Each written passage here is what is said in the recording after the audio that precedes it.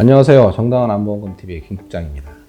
오늘은 예고해둔 대로 보험금 청구 이후 발생하는 일련의 문제점과 보험회사가 보험금 지급을 거절하는 유형에 대해서 알아보도록 하겠습니다. 제가 안보험 문제과 관련해서 각종 포털이나 한우의 카페에서 지식 나눔을 하고 있다는 말씀 드린 적이 있는데, 가장 댓글을 달면서 가장 빈번하게 올라오는 질문을 위주로 청구 단계에서 어떤 문제가 발생하고 어떤 대응을 해야 되는지, 보험회사가 보험금 지급을 거절하는 유형은 어떤 것들이 있는지 살펴보도록 하겠습니다. 보험금 청구 과정은 상피내암이든 경계성 종양이든 암이든 진단을 받고 보험회사에 보험금을 청구하면 보험회사에서는 바로 보험금을 지급하는 경우도 있지만 현장 심사니 아니면은 손해사정 절차니 이런 과정을 겪기도 합니다. 그리고 그 절차 후에 보험금 지급 여부를 결정하게 되고 그 결과를 문서로 통보하는 게 일반적입니다. 첫째, 질병의 진단 단계에서 가장 많이 물으시는 내용은 땡땡땡 진단을 받았는데 이게 보험 청구가 될까요? 이런 질문 많았고요. 땡땡땡 진단을 받았는데 직접 청구해도 되나요? 아니면은 손해사정사든 전문가를 선임해서 하는 게 좋은가요? 이런 질문이 가장 많습니다. 특별한 사정이 없는 한 전문가를 선임하기에 앞서서 직접 청구하시라고 말씀드리고 싶어요. 보험금을 청구하고 이후에 분쟁으로 진행되는 경우도 있지만 분쟁 없이 바로 보험회사가 보험금을 지급하는 경우도 많거든요. 이런 경우까지 그 비용을 부담해 가면서 전문가를 미리 선임할 필요는 없다고 생각합니다. 두 번째는 보험금 청구 단계에서 보험금 청구할 때는 어떤 서류를 준비해야 되나요? 이런 질문이 많습니다. 말씀드리자면 일단 진단서 기본적으로 필요하고 조직검사 결과지, 수술 기록지 필요할 수도 있고요. 그 다음에 보험회사 홈페이지에 있는 양식 보험금 청구서 작성해서 청구하시면 됩니다. 이런 기초적인 질문은 담당하시는 설계사분께 문의드리면 바로 대답해 드립니다. 보험금 청구를 접수한 이후에 이제 현장 심사 그리고 손해사정 절차가 개시가 되는데요. 이 단계에서 올라오는 질문을 보면은 일단 가장 많은 게 보험회사에서 만나자고 하는데 어떻게 해야 되나요? 그런 질문 많고요. 두 번째는 보험회사에 선임된 손해사정사가 진료기록 열람 동의서, 그 다음에 치료의사 면담 및 소견 동의서, 또 제3의료기관 자문 동의서 이런 거를 요구하는데 어떻게 해야 되나요? 이런 질문이 가장 많습니다. 일단 말씀드리자면 만나세요. 만나는 게 뭐 두렵습니까? 만나서도 어떤 얘기 하나 들어보고 거기에 맞게 대응하면 됩니다. 미리 겁먹으실 필요는 없는 것 같고요. 두 번째, 진료기록 열람 동의서는 동의를 해주셔도 무방합니다. 대신 열람하고자 하는 진료기록의 범위, 병원이나 치료기관 이런 부분에 대해서는 그 동의서에 반드시 명기를 하세요. 중요한 내 정보, 비밀스러운 내 정보가 괜히 여기저기 노출되는 거 좋을 거 없지 않습니까? 그리고 치료의사 면담, 소견 동의는 가급적 보류하시길 권합니다. 서명하지 마시고 보류하시길 권해요. 일반적으로 보험회사가 요구하는 이 치료의사 소견서는 그냥 의사가 알아서 임의로 작성하는 게 아니라 보험회사가 질문을 구성해서 그 질문에 의사가 답하도록 하는 형식인데, 사실 그 질문이 약관의 내용이나 형평성에 부합하는지 잘 알 수 없어요. 그 부분 반드시 확인하시고 동의하셔야 됩니다. 그리고 제3의료기관 자문 동의, 저는 가급적 거절하실 것을 권해드립니다. 제3의료기관의 의사가 나를 치료한 의사보다 내 질병에 대한 정보를 더 잘 알고 있다, 이 말은 어불성설이기도 하고, 또 약관에 그것을 꼭 해야 된다라고 정해져 있지도 않고, 또 금융감독원도 관행적인 의료자문 가급적 지양하라고 권고한 사실도 있습니다. 일반적으로 보험회사가 제3의료기관 자문을 요구하는 이유는 계약자에게 유리한 내용을 확인하려는 목적보다는 보험금을 지급하지 않으려는 명분을 찾고자 하는 의도가 훨씬 강하다고 보는 게 현실입니다. 가끔 의료자문에 동의하지 않으면 보험금을 지급할 수 없다라고 말하는 보험사 측 손해사정사분들이 계시는 것 같은데, 이런 규정 약관에 없습니다. 그렇기 때문에 그분한테 왜 그렇게 하는지, 왜 그렇게 해야 되는지 그 이유에 대해서 구체적인 사안을 문서로서 답해달라고 요구해 보세요. 마지막으로 이런 손해사정 절차를 거쳐서 보험금 지급을 거절하게 되는 경우, 이때 이런 질문이 가장 많아요. 보험금 청구를 했는데 보험금 지급을 할 수 없다라고 하는데 어떻게 해야 되나요? 이렇게 보험금 지급을 거절하는 경우에는 그 근거에 대해서 보험업법 등에 관련된 내용, 원칙에 따라서 구체적인 내용으로 손해사정서를 작성해서 발급해달라고 요구하세요. 그 내용을 보고 이제 대응을 해야 되겠죠. 그리고 가급적이면 2단계 이런 경우에는 그 계약자분들이 스스로 해결하시기는 이미 이제 그 단계를 넘었다고 보는 게 맞습니다. 그런 경우에는 이 안보험금 분쟁에 많은 경험이 있는 전문가를 선택해서 상담을 받아보시기를 권합니다. 이렇게 보험회사가 보험금 지급을 거절하는 사례는 주로 어떤 것들이 있는지 하나씩 살펴보겠습니다. 우선 첫째, 보험금 청구를 하고 났는데 보험회사에서 고지의무 위반에 해당한다고 하면서 보험금 지급을 거절하는 경우가 종종 있습니다. 그런데 고지의무 위반이 있다고 해서 무조건 안보험금 지급을 거절할 수 있는 것은 아니고요. 물론 보험회사의 그 결정이 법률적으로 합당할 수도 있지만은 그 합당한지 여부도 살펴봐야 됩니다. 미리. 보험회사가 주장하는 그 고지의무 위반 중에 사실은 부당한 주장도 상당수 있습니다. 두 번째는 의사가 암으로 진단해서 보험금을 청구했는데 보험회사가 그 종양은 암에 해당하지 않고 약관상 상피내암에 해당합니다.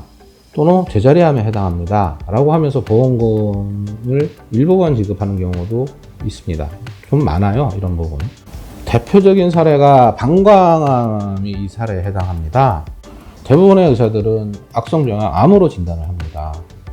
그래서 계약자분들이 진단서하고 조직검사 결과들을 첨부해서 보험금을 청구하면 보험회사는 의사가 암으로 진단했다고 하더라도 조직검사 결과를 살펴보면 이 종양은 암이 아니고 제자리암 또는 상피내암으로 보는 게 맞습니다. 라고 하면서 보험금 거절하는 사례가 많고, 이 분쟁은 현재도 아주 가열차게 진행 중입니다. 그리고 세 번째가 암으로 진단받고 보험금을 청구했는데 암은 암인데 일반암 보험금을 지급하는 대상이 아니고 소외감, 특정암 이런 명분으로 일반 암 보험금의 일부만 지급하면서 보험금 지급을 거절하는 경우가 있습니다. 대표적인 설명 의무 위반과 관련이 되고요. 표면적으로 나타나는 어떤 사례는 보험약관에 많이 기재되는 비침습 방광암, 그 다음에 대장 전막내암, 이런 부분들이 그 암은 암인데 암이 아니다가 되는 사례들이죠. 그리고 2018년 이후에 가입하신 보험 중에는 대장암, 유방암, 전립선암 이런 발생 빈도가 높은 암들을 일반암의 대상에서 분리를 해서 소외감이니 특정암이니 하면서 훨씬 적은 보험금을 지급하는 담보로 설정되어 있는 계약들이 제법 있습니다. 가입한 분들을 보면 그 내용을 거의 모르고 있어요. 보험계약자가 그 사실을 모르고 있다면 이건 분명히 설명 위반인 거죠.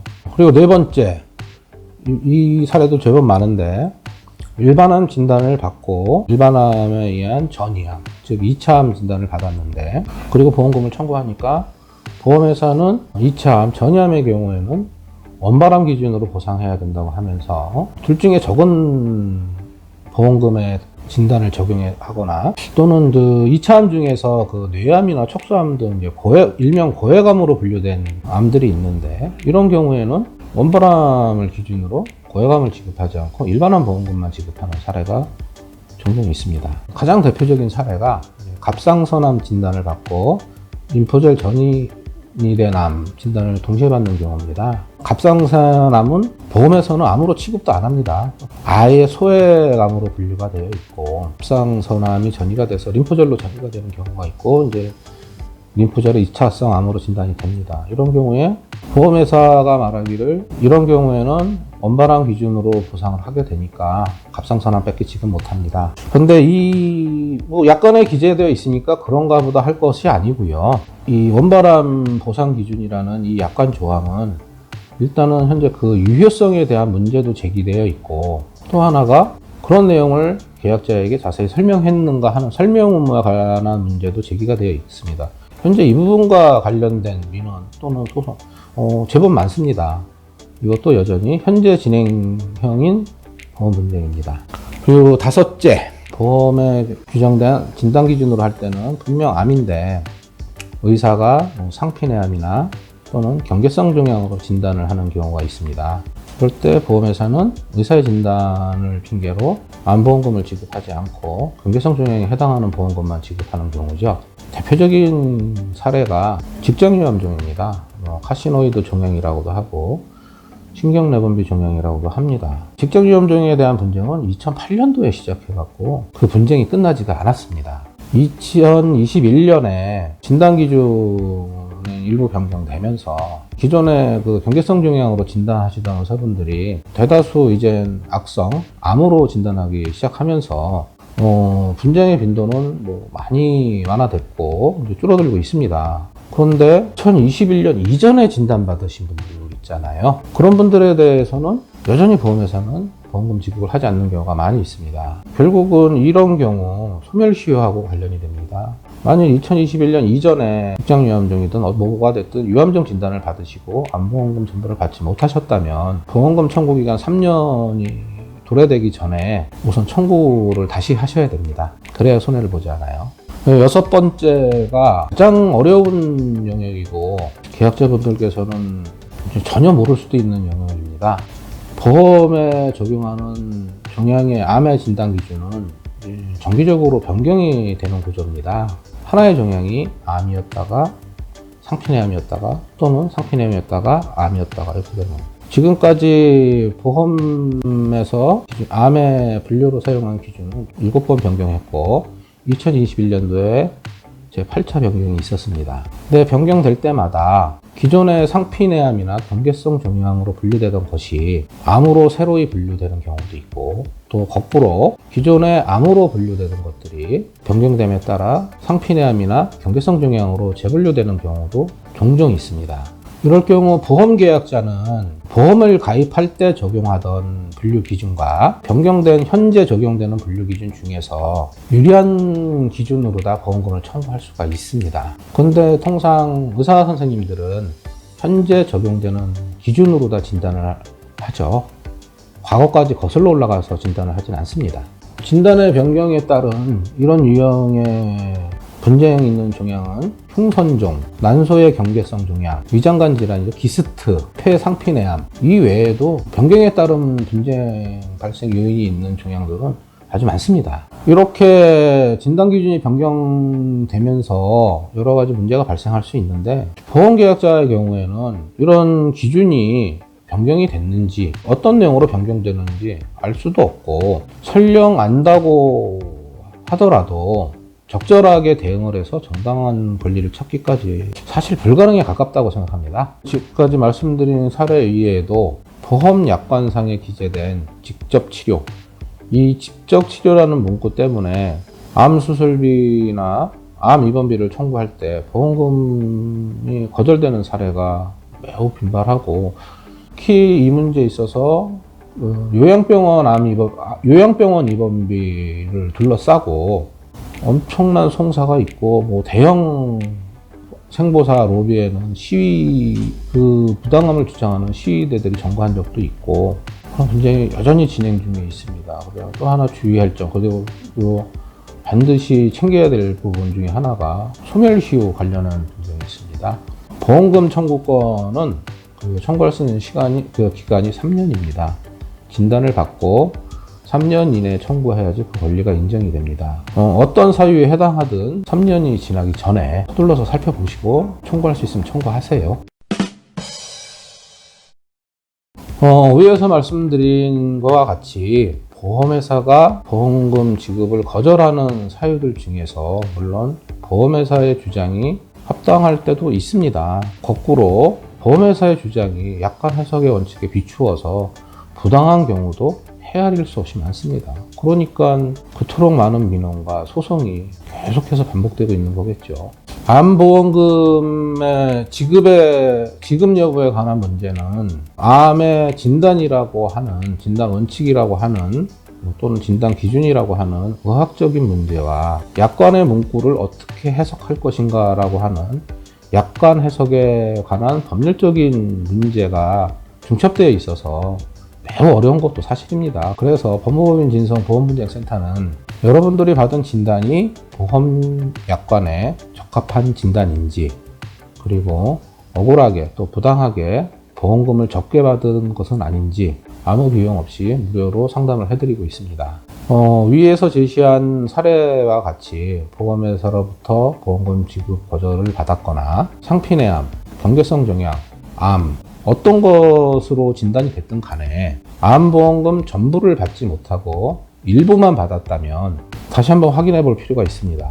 저희에게 진단서와 조직검사 결과지, 그리고 보험증권, 이 세 가지만 보내주시면 아무 조건 없이 그 적정성을 확인해 드리고 추가로 받을 보험금이 있는지 확인해 드리겠습니다. 번거로울 수도 있지만 단 한 번의 재확인으로 수백만 원, 적게는 수백만 원, 많게는 수천만 원 제대로 받지 못한 보험금을 되찾을 수도 있습니다. 이번 주제 핵심 포인트 말씀드리겠습니다.